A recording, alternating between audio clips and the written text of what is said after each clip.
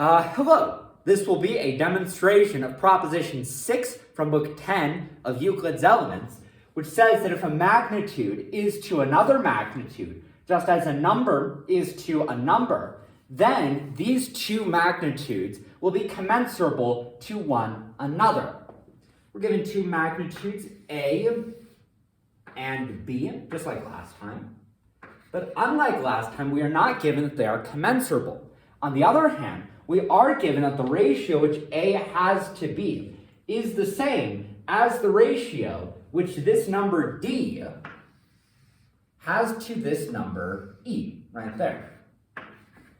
So A is to B, just as the number D is to the number E. And what we want to prove from this fact is that A and B are commensurable, that there will be some magnitude of the same type, of course, which measures the both of them in common. We're going to begin by creating the magnitude C. Now, how we'll create the magnitude C is such that there are as many units in the number D as there are C's in A. An example of this would be, for example, say D is 3, just 3 in particular.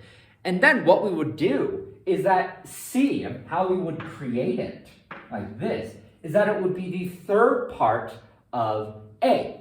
If D is 4, then C will be a fourth part of A. If D is 5, then C will be a fifth part of A, and so on and so forth. We're next going to create the magnitude F, like this, such that there are as many C's in F as there are units in the number E. So let's take as just another example, say D is again the number 3 and E is the number 2. How we would create this magnitude F right here is we would take the third part of A, we would call that C, and then we would string E number of C's together to make F. So if E is, for example, 2, we would take 2 C's, put them together, and call that F. That's how we're going to create the magnitude C and F. Now, because the magnitude C measures A the same number of times that the unit measures the number D, that's how we made C in our first step. It then follows from definition 720, which is the definition of proportionality, that C is to A just as the unit is to the number D, which also means if we invert this proportion, we can likewise say that A is to C just as the number D is to the unit. Now, similarly, that is according to definition 720, we can also say that C is to F just as the unit is to the number E. Again, because C measures F the same number of times that the unit measures the number E, we can say by definition 720 that C is to F just as the unit is to the number E. Which then means we can say X-equality, according to proposition 522, that A is to F just as the number D is to the number E. So we're going to skip over C, and we're going to skip over the unit, these middle terms that are common to these two proportions, to compare A and F directly, and the number D and the number E directly. So that in the end, we'll say that A is to F just as the number D is to the number E. But remember, we were given that A is to B also as the number D is to the number E. So we have two ratios, A to F and A to B, which are the same with the same ratio. So proposition 511 tells us that these two ratios, A to F and A to B, are the same with one another. That is to say that A is to B just as A is to F, which of course means from proposition 5.9 that because the same magnitude has the same ratio to two different magnitudes, these two different magnitudes have to be equal to each other. That's what 5.9 tells us. And so because A is to B just as A is to F, we can then say that B is equal to F. But you'll remember that the magnitude C measures the magnitude F. That's how we made F in our first step. So that C will also measure whatever F is equal to, namely B. So C measures B. But you also remember that we made C to measure A. That's how we made C in our first step. So this magnitude C measures both A and B, which therefore means that A and B are commensurable because they have a common measure. That's what it means to be commensurable, a la definition 10.1. So having proven that A is in fact commensurable with B, we are therefore done with the proposition, therefore, etc., Q, E, D. There is a porism appended to this proposition, which is more pragmatic in nature rather than an inference we got throughout this proposition. This one relates to the particular magnitudes of straight lines and areas. So let's go through it.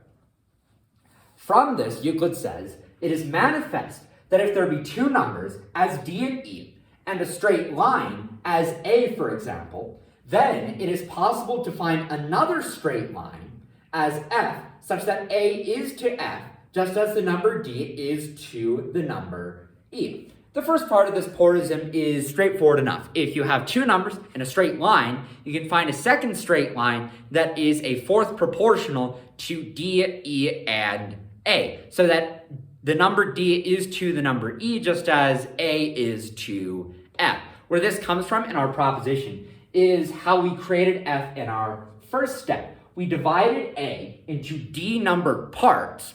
We called each of those parts C, and then we strung together E number of those C's to make F, so that A is to F just as D is to E, which is what we had shown in our third step.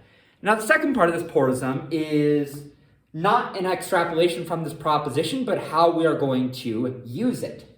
What is also manifest from this proposition is if we take a mean proportional to A and F, and say we call it B. Now, B is not a mean proportional to A and F in this proposition, but in this porism, we're just going to call the mean proportional to A and F B for the sake of not wasting another letter, I guess. So if we have B, we take it as a mean proportional to A and F, so that A is to B, just as B is to F. It then follows that the square on A is to the square on B, just as the number D is to the number E. Where that comes from is the fact that because A is to B, just as B is to F, that's how we're making B in our porism. We know from the porism of proposition 619 that if three straight lines are proportional, then the first line is to the third line, just as the square on the first one is to the square on the second. So because A is to B, just as B is to F, A is to F, just as A squared is to B squared. But we know this is how we made F, that A is to F, just as the number D is to the number E. So again, we have two ratios which are the same. With the same ratio, proposition 511 tells us that A squared is to B squared, just as the number D is to the number E. I'm going to go through just a particular example of this very quickly, because this porism, it's just as important as the main body of this proposition. I mean, this proposition, just like 10.5, is very important to the rest of Book 10 and to the rest of the elements and just the history of mathematics in general. But specifically how we'll be using proposition 10.6, it more relates to this porism and making straight lines and areas which satisfy given proportions. So say we have two numbers. Say we have the number D. We're going to say that that is 4. And say we have the number E. We're going to say that that is 9, like that. Then we're also going to have this straight line A on the side right here. And so how we would create the number F is we would divide A into 4 equal parts, like this. And each of these would be 1/4 A, of course. And then what we would do, we would then make F, which is 9/4 of A. We would take this fourth of A, which we have just found. We can, of course, find the fourth of A according to proposition 6.9. We would take the fourth of A and string 9 of them together in a straight line to make our number F, like that. And so F would have 9 of these fourths of A. So we can divide it likewise into 9 fourths. 1, 2, 3, 4, 5, 6, 7, 8. Of course, in one short, 9, like that. And each of these is also equal to 1/4 A. So what this porism tells us and what we can show, like the logic throughout this proposition 10.6, is that A is to F just as 4 is to 9. right? Because this would be 4/4 of A, and this would be 9/4 of A. And the ratio which 4/4 of A has to 9/4 of A is obviously just the same as the ratio which 4 has to 9. Now, the next part of this porism about the square on A being to the square on the mean proportional, just as the number D is to the number E. How that would work out is we would take the mean proportional of A and F. We can, of course, find it according to proposition 6(13). We would put it on the side like this.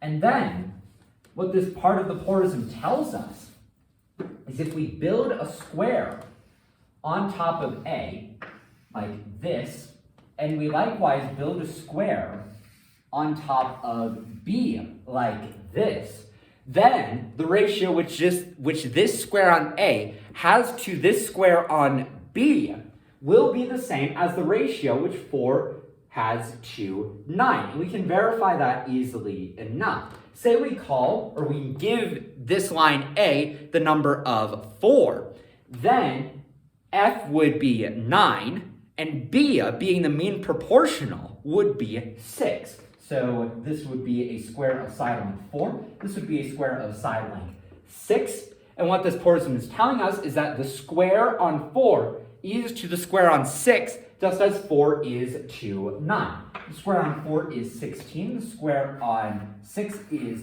36. And 16 is to 36, just as 4 is to 9.